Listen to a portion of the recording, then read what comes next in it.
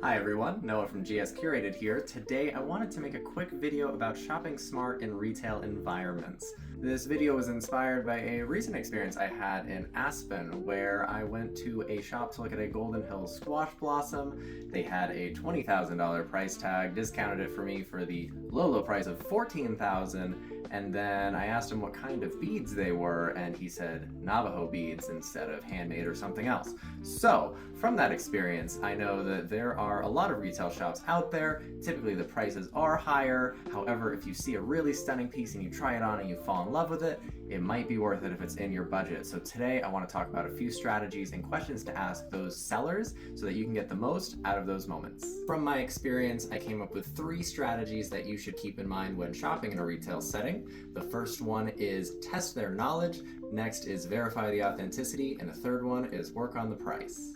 Especially if you've never bought from this vendor before, the first thing you want to do is feel out their level of knowledge. This way you can see, can you trust them? Do they know what they're talking about?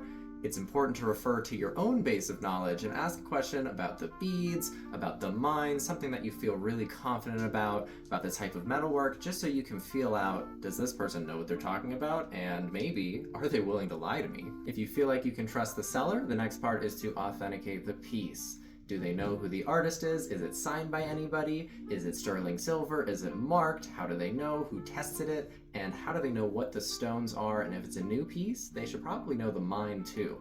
So make sure it is what they're saying it is. Another good question, where did this piece come from? What is the story? Does it check out? Do they get it directly from the artist? If so, ask them where.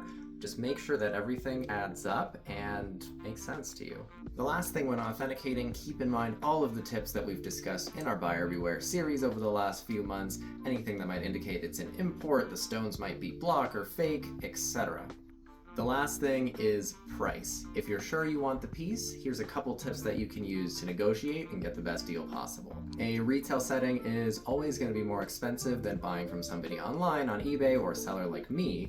However, if there's a piece you're really attached to and it's one of a kind, it might be worth it.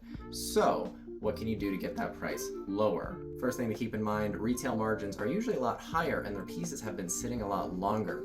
Because of that, they're probably open to more sale prices, whether it's a bundle or a discount. It never hurts to make an offer and ask, and when you do that, don't be afraid to keep in mind the fair market value price that you might be seeing online from other sold options, etc.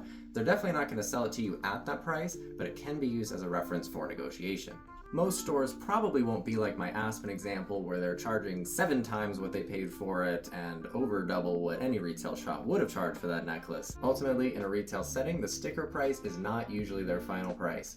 Don't be afraid to ask about sales, discounts, and make a counteroffer because the worst they can say is no. I hope these retail smart shopping tips were helpful. Please let us know your thoughts in the comments below and check out our other videos on gscurated.com in the Education Hub. Thanks so much for watching.